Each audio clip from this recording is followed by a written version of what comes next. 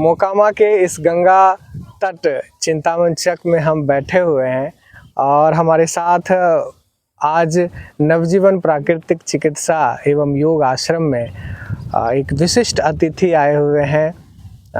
एक साधक, अध्यात्म से जीवन इनका रहा है जुड़ाव, अध्यात्म ही इनका जीवन है। तो सबसे पहले आप अपना नाम बता दें। मेरा नाम राहुल जाधव है।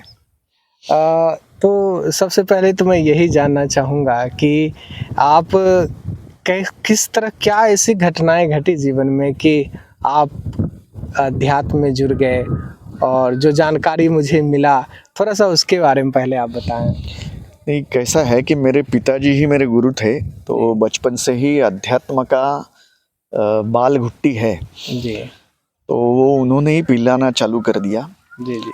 और जिस किले पर छत्रपति शिवाजी महाराज को भवानी माता ने आशीर्वाद दिया जी और माँ भवानी की उन्होंने स्थापना की, जी वो श्री क्षेत्र किले प्रतापगढ़, जी। वहाँ से हमारा पहले से जुड़ाव था। जी और वहाँ माँ का बहुत सुंदर मंदिर है। जी जी जिजा माता हमारी राजमाता, जी और छत्रपति शिवाजी महाराज ने उनकी स्थापना की है। जी जी। और उनकी स्थापना करने के बाद में एक विशाल हिंदू साम्राज्य खड़ा किया। वो माँ ने उनको आशीर्वाद दिया, तो वो स्थान से पहले से जुड़े हुए हैं। जी जी। मुंबई में माँ का एक बहुत सुंदर ऐसा पूरे पाषाण का, जी पत्थर का मंदिर वहाँ पे निर्माण उनकी कृपा से हुआ है। जी जी। और आगे का जो प्रवास है वो गुरु की कृपा से आगे बढ़ रहा है। जी जी। आज बिहार के इस मोकामा की धरती पे हम गंगा तट पे बैठे हैं। आप आए राम गोपाल जी के आश्रम में, यहाँ क्या अनुभव रहा? आप इनसे जुड़े हुए भी हैं, क्या अनुभव रहा, कुछ उसके बारे में बताएं।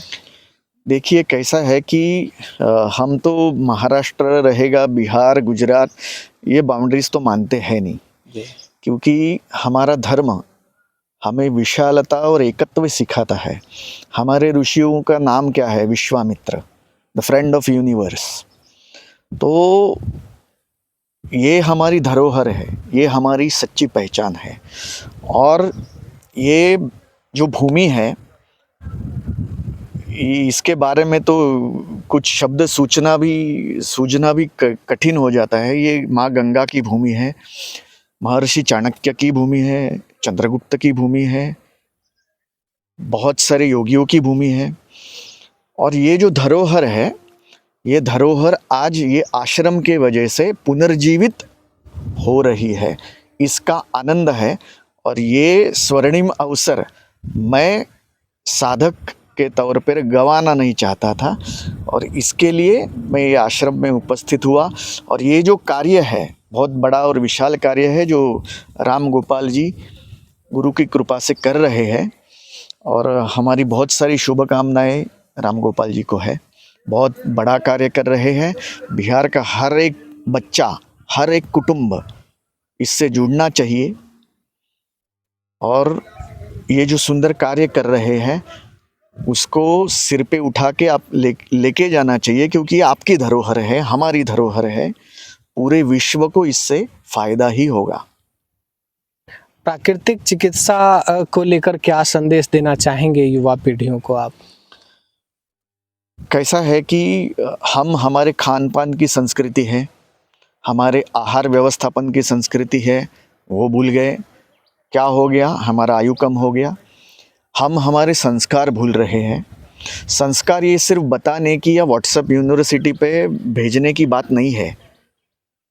ये जो आश्रम है, ये जो प्रकृति शाला है, मैं इसे शाला कहता हूँ, जी जी। जहाँ पे संस्कार दिया जाता है। जी।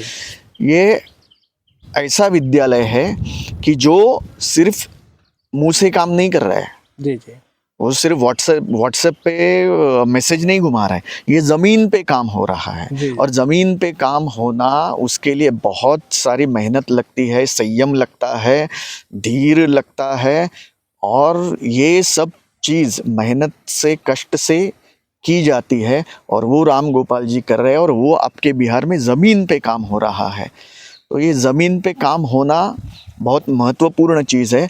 तो इसका ज्ञान और इसकी कृपा लेने के लिए हर कोई बिहार का और पूरे विश्व से यहाँ पे आगे लोग आएंगे। ये जो प्रकृति है, जी जी। अगर विकृति निकालनी है तो प्रकृति हमारी माँ है, उससे जुड़ना ही पड़ेगा। और अगर प्रकृति से जुड़ना, वो कैसे, कौन जुड़ाएगा? तो ये आश्रम है, ये विद्यालय है और आगे इसका यूनिवर्सिटी बनेगा। तो इन्होंने अभी कह दिया कि ये यूनिवर्सिटी बनेगा बिहार का आने वाला। राम गोपाल जी हमारे साथ हैं, क्या कहना चाहेंगे? बस जैसे कि आपने देखा कि अभी राहुल भैया बताएं कि वो एक साधक हैं और यहाँ पे जो ये साधना का जो आश्रम डाला गया साधना के लिए, उसे उन्होंने मौका गंवाना नहीं चाहते थे। तो ऐसे अगर साधकों का, आप जैसे अगर साथियों का अगर सहयोग रहा तो बेशक जो भैया बोल रहे हैं वो होगा। तो तमाम बातें एक ही निकल के आ रही है इस चर्चा में कि विकृति हर एक तरह की होती है, वो शरीर की विकृति हो, मन की विकृति हो, या समाज की विकृति हो, या अन्य तरह की विकृति हो।